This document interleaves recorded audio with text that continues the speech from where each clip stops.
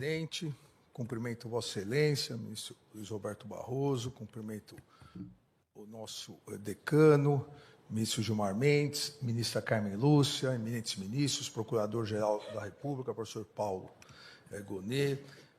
Inicio o presidente agradecendo as palavras de Vossa Excelência, as palavras do eminente ministro Gilmar Mendes, e as recebo não só pessoalmente, mas principalmente recebo-as institucionalmente como ministro do Supremo Tribunal Federal.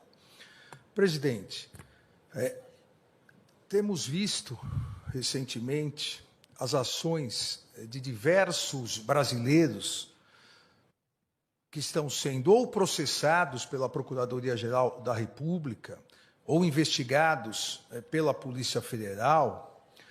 Estamos verificando diversas condutas dolosas e conscientes de uma verdadeira organização criminosa que, de forma jamais anteriormente vista em nosso país, age de maneira covarde e traiçoeira, com a finalidade de tentar submeter o funcionamento deste Supremo Tribunal Federal ao crivo de um Estado estrangeiro.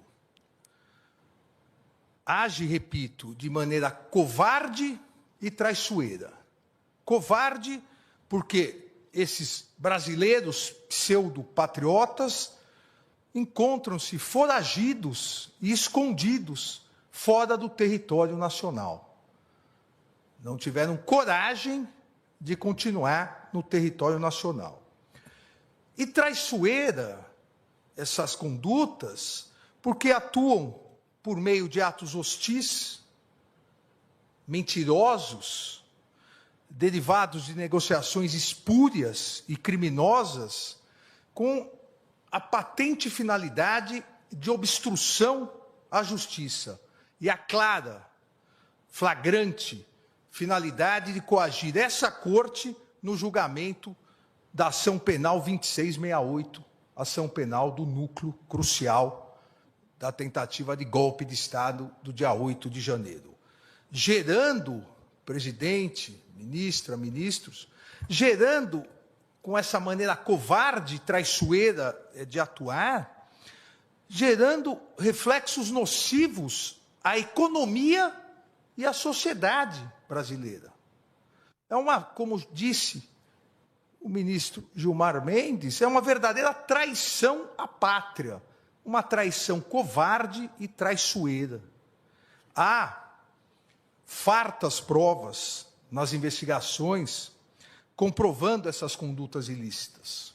Não só induzimento, instigação e auxílio na tentativa de submeter o funcionamento do Supremo Tribunal Federal ao crivo de um outro Estado, ao Estado estrangeiro, com clara afronta à soberania nacional, mas também fartas provas demonstrando auxílio na negociação espúria, vil, traiçoeira com autoridades estrangeiras para que se pratique atos hostis à economia do Brasil. Porém, presidente, mais do que esses ataques criminosos, o que se observa são condutas ilícitas e imorais de brasileiros, flagrantemente essas condutas impregnadas com a corocre da defesa de escusos interesses pessoais e o sabor amargo da traição à pátria e ao povo brasileiro, com constante atuação e seguidas afirmações, como se glória houvesse nisso, como se glória houvesse na traição, seguidas afirmações, principalmente nas redes sociais, assumindo autoria de verdadeira intermediação com o governo estrangeiro para a imposição de medidas econômicas contra o próprio país, que resultaram em taxação de 50% dos produtos brasileiros importados pelos Estados Unidos da América, tendo como consequência, assim que se iniciarem, na verdade, a consequência já se iniciou, um grandioso prejuízo aos nossos empresários e a possibilidade de perda de milhares e milhares de empregos de brasileiros e brasileiras. A insistência dessa organização criminosa na implementação de medidas nocivas ao Brasil, com a implementação e o incentivo à implementação dessas tarifas e agressões espúrias, agressões internacionalmente consideradas espúrias e ilegais contra autoridades públicas brasileiras, tem por finalidade a criação de uma grave crise econômica no Brasil, e que, para desgosto desses brasileiros traidores, não ocorrerá, mas a ideia de gerar uma grave crise econômica no Brasil, para que com isso haja uma pressão política e social contra os poderes judiciário e legislativo, com consequente interferência no andamento das ações penais em andamento, que já se encontram em fase de alegações finais. O modus operandi é o mesmo. O modus operandi golpista é o mesmo. Antes, acampamentos na frente dos quartéis, invasão na Praça dos Três Poderes, para que com isso houvesse, como mais de 500 réus confessaram, houvesse a convocação de GLO e as Forças Armadas, gerando uma comoção nacional, e aí houvesse a possibilidade do golpe. Repito, o modus operandi é o mesmo. Incentivo a taxações ao Brasil, incentivo à crise econômica, que gera crise social, que por sua vez gera crise política, para que novamente haja uma instabilidade social e a possibilidade de um novo ataque golpista. E essa geração de pressão política e social contra os poderes judiciário e legislativo tem claramente a finalidade ilícita de favorecer interesses pessoais. E digo, coação contra o poder legislativo também. Pasmem que um dos brasileiros investigado e foragido, recentemente, nessa semana, dirigiu ameaças diretas aos presidentes da Câmara dos Deputados, o deputado Hugo Mota, e do Senado Federal, o senador Davi Alcolumbre. Ameaças diretas. Ou vocês votam anistia, ou as tarifas vão continuar. Ou vocês votam anistia, ou vocês também terão aplicada a lei da morte financeira. Ameaças aos presidentes das casas congressuais brasileiras sem o menor respeito institucional, sem o menor pudor, sem a menor vergonha, na explícita chantagem para tentar obter uma inconstitucional anistia, ou em relação ao presidente do Senado Federal, o senador Davi Alcolumbre, obter o início de procedimento de impeachment contra ministros desta Suprema Corte, sem existência de qualquer indício de crime de responsabilidade, mas sim por discordarem da legítima atuação deste Supremo Tribunal Federal no exercício de sua competência jurisdicional, concedida diretamente pela Constituição Federal, em uma tentativa patética de tentar afastar seus ministros do cumprimento de sua missão institucional e favorecer réus em ações penais. Ameaça essa aos presidentes das casas, que já foi repudiada por ambos os presidentes anteontem, com as notas da presidência da Câmara e do Senado Federal.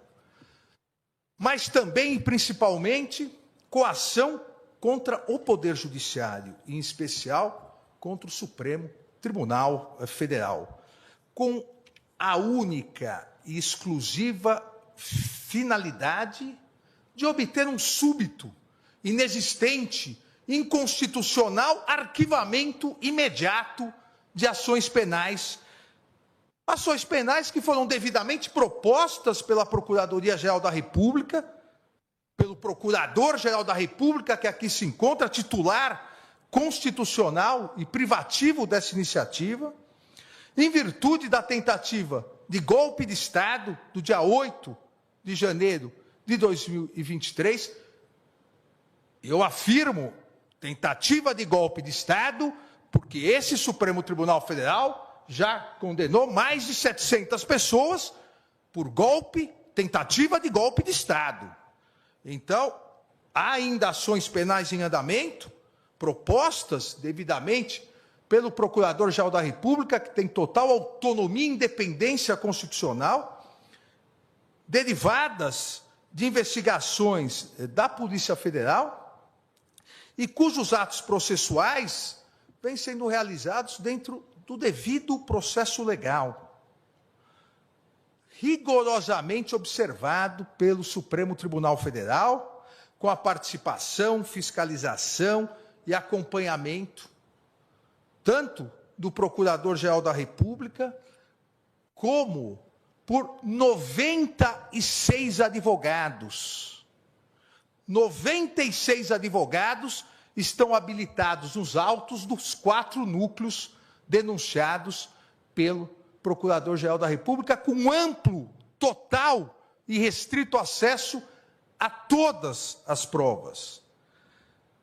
Devido ao processo legal, realizado com a oitiva já de 8 testemunhas de acusação e 149 testemunhas de defesa, ministra Carmen.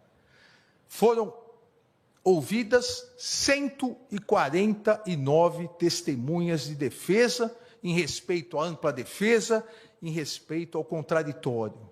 Foram interrogados os 31 réus desses 4 núcleos, sempre de forma absolutamente pública e transparente, com todos os atos gravados em áudio e vídeo e disponibilizados a toda a imprensa e para toda a sociedade, e ainda todos os interrogatórios transmitidos ao vivo pela TV Justiça e pela mídia em geral. Eu aqui afirmo sem medo de errar, não houve no mundo uma ação penal com tanta transparência e publicidade como essa ação penal. Nenhum país do mundo transmite interrogatórios, oitiva de testemunhas, para toda a imprensa e sociedade acompanharem. É o Supremo Tribunal Federal atuando dentro da Constituição, dentro dos princípios republicanos e garantindo o devido processo legal.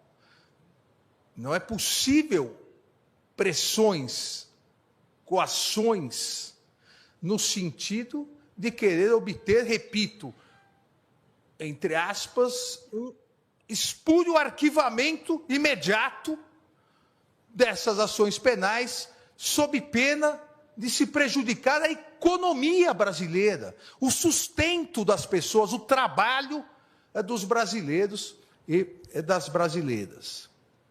Essas coações, essas tentativas de obstrução à justiça, realizadas por esses brasileiros supostamente patriotas, a favor de interesses estrangeiros, tem, eu repito, uma única finalidade.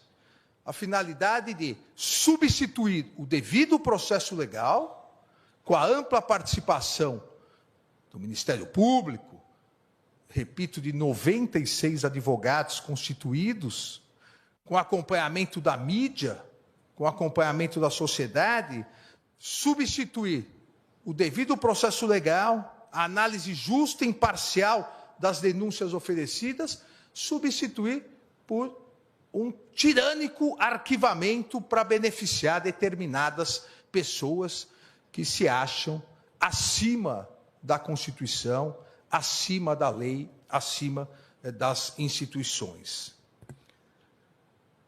esses réus investigados brasileiros que estão induzindo, instigando e auxiliando a prática dessas condutas nefastas contra a sociedade brasileira, criminosas contra as autoridades públicas, não estão só ameaçando, coagindo autoridades públicas, ministros do Supremo Tribunal Federal, mas também, e fazem isso diariamente nas redes sociais, ameaçando as famílias dos ministros do Supremo Tribunal Federal, do Procurador-Geral da República, em uma atitude costumeiramente afeta a milicianos do submundo do crime, que atacam as autoridades e atacam os familiares das autoridades.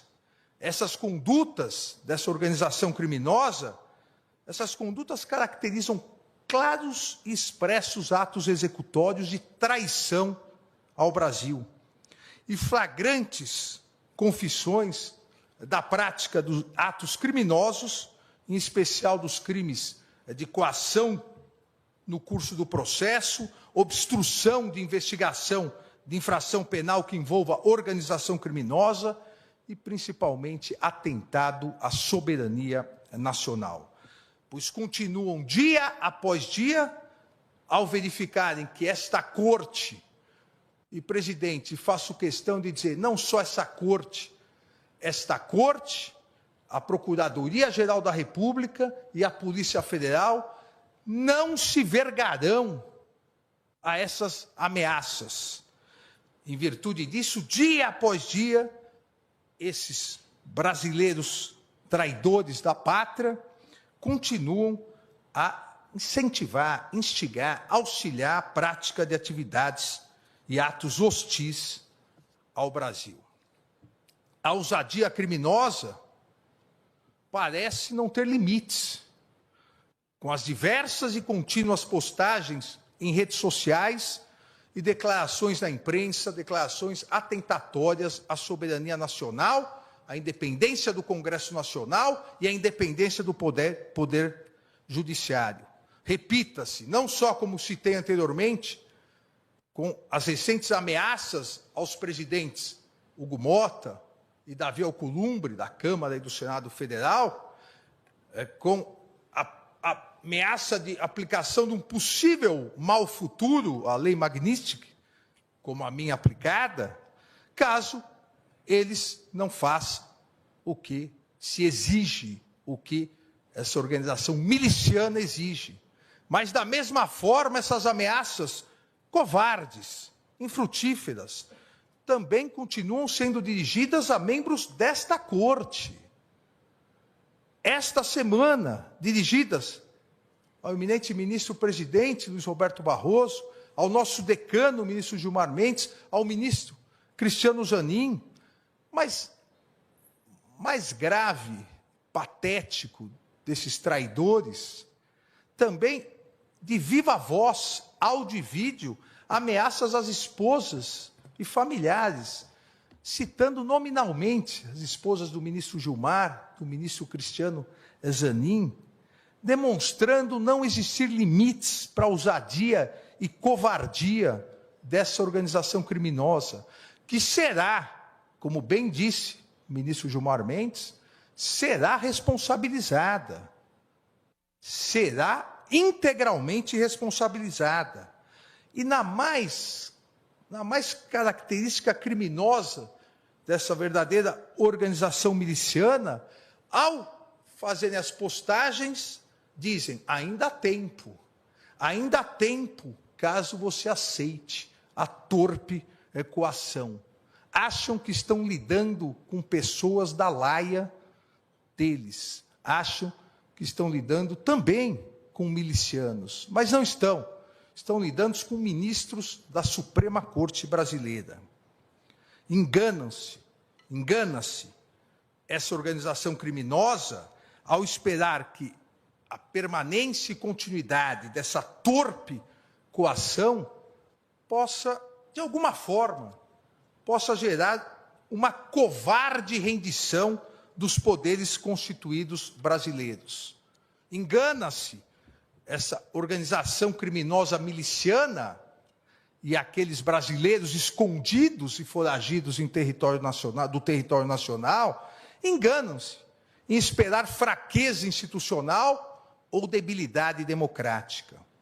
As instituições brasileiras são fortes e sólidas, e seus integrantes, principalmente aqui no Supremo Tribunal Federal, os integrantes foram forjados no mais puro espírito democrático da Constituição de 1988. Coragem institucional e defesa à soberania nacional fazem parte do universo republicano desta Suprema Corte, que não aceitará coações, obstruções ou tentativas de novos golpes de Estado, como ocorrido em 8 de janeiro de 2023. Recentemente, citei o imortal Machado de Assis, ao proclamar que a soberania nacional é a coisa mais bela do mundo, com a condição de ser soberania e de ser nacional. A soberania nacional, digo eu agora, a soberania nacional não pode, não deve e jamais será vilipendiada, negociada ou extorquida, pois é um dos fundamentos da República Federativa do Brasil, expressamente previsto no inciso 1º do artigo 1º da Constituição Federal. O Supremo Tribunal Federal sempre será absolutamente inflexível na defesa da soberania nacional e em seu compromisso com a democracia, os direitos fundamentais e o Estado de Direito. No seu compromisso com a independência do Poder Judiciário e os princípios constitucionais brasileiros. Eu vi na mídia que, na quarta-feira, o eminente ministro Flávio Dino, numa cerimônia no Maranhão, rememorou Hamilton, um dos federalistas, junto com Jay e Madison, e disse da dificuldade que os juristas norte-americanos devem estar. Eu complemento aqui citando Abraham Lincoln, também advogado, Abraham Lincoln, 16º presidente dos Estados Unidos, responsável pela manutenção da União dos Estados Unidos e pela proclamação da emancipação, que afirmava: os princípios mais importantes podem e devem ser inflexíveis. A independência judicial é um desses princípios que não só pode, não só deve, mas também será inflexível e defendido por esse Supremo Tribunal Federal. A independência judicial, ela não é um direito do magistrado. A independência judicial, ela constitui um direito fundamental dos cidadãos, que têm o direito a uma tutela judicial efetiva, ao processo e julgamento por um tribunal independente e imparcial, pois não se consegue, em lugar nenhum do mundo, não se consegue conceituar um verdadeiro Estado democrático de direito sem a existência de um poder judiciário autônomo para que exerça sua função de guardião da Constituição e das leis. Isso é um princípio inflexível. É um princípio inflexível da Constituição brasileira, a independência do Poder Judiciário em defesa da Constituição brasileira. E a história desse Supremo Tribunal Federal demonstra que jamais faltou e jamais faltará coragem aos seus membros para repudiar as agressões contra os inimigos da soberania nacional, inimigos da democracia e inimigos do Estado de Direito. Um país soberano como o Brasil sempre saberá defender a sua democracia e soberania. E o Poder Judiciário não permitirá qualquer tentativa de submeter o funcionamento do Supremo Tribunal Federal ao crivo de outro Estado, por meio de atos hostis, derivados de negociações espúrias e criminosas de agentes e políticos brasileiros foragidos com o Estado estrangeiro, com patente obstrução à justiça e clara, flagrante finalidade de coagir essa Suprema Corte no julgamento da ação penal 2668, para criar, e esta grande finalidade, para criar verdadeira impunidade penal e impedir a análise pelo Poder Judiciário, repito, por meio do devido processo legal, de uma imputação criminal feita pela Procuradoria-Geral da República. A possibilidade que garante a Constituição de análise da responsabilidade ou não, responsabilidade penal ou não de cada um dos réus, como já feito em 638 ações penais julgadas. E essa ação penal pretende ter um súbito arquivamento. Repito, como já o fizemos em 638 ações penais, julgadas sempre colegiadamente, 370 ações penais julgadas pelo plenário, 268 ações penais julgadas pela primeira turma, onde ainda estão em andamento 204 ações penais.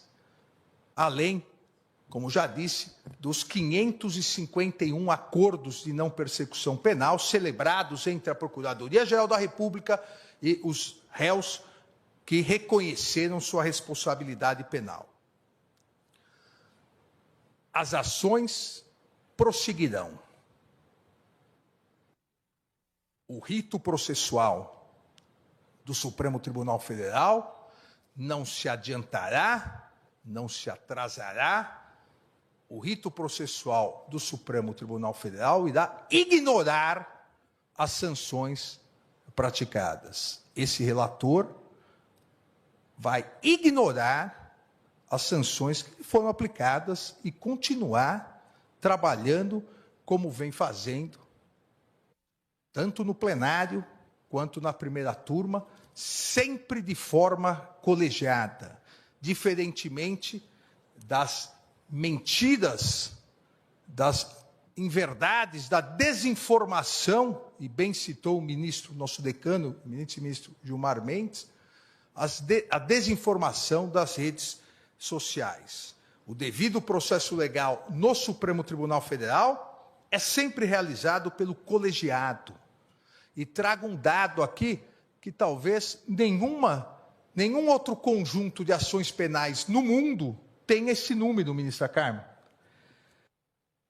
Durante as investigações e as ações penais relacionadas à tentativa do golpe de Estado de 8 de janeiro de 2023, investigações e ações penais, foram interpostos contra decisões minhas monocráticas 707 recursos. 707 recursos. Todos, absolutamente todos, foram improvidos e os colegiados mantiveram as decisões proferidas. Foram julgados, desses 707 recursos, 413 no plenário e 294 pela primeira turma, a demonstrar que o devido processo legal nas ações penais nesse Supremo Tribunal Federal é o resultado do colegiado, é o resultado da vontade do colegiado, seja do plenário, quando sua competência for, seja das turmas, quando a competência lá estiver estabelecida. 707 recursos interpostos. Esta Corte vem e continuará realizando sua missão constitucional, e, em especial, nesse segundo semestre, realizará os julgamentos e as conclusões dos 4 núcleos das importantes ações penais relacionadas à tentativa de golpe de Estado de 8 de janeiro de 2023. Os 4 núcleos tiveram encerradas as suas instruções, ouvidas suas testemunhas, um deles já quase em fase final de alegações finais, Os outros iniciarão a fase das alegações finais e ainda esse semestre, obviamente, pedindo pauta ao eminente presidente da turma, ministro Cristiano Zanin, nós julgaremos todos os responsáveis, absolvendo aqueles onde não houver prova de responsabilidade, condenando aqueles onde houver prova, mas julgando, exercendo a nossa função jurisdicional e não nos acovardando em virtude de ameaças, seja daqui ou de qualquer outro lugar. O Supremo Tribunal Federal continuará a exercer seu papel de guardião da Constituição, continuará exercendo o seu papel nas ações penais para que dê uma resposta final a toda a sociedade brasileira sobre quem realmente foi ou quais foram os responsáveis pela tentativa de golpe, dentro do devido processo legal, do respeito à ampla defesa, do contraditório, inadmitindo qualquer ingerência interna ou externa na independência do Poder Judiciário, com serenidade, competência e coragem. Obrigado, presidente.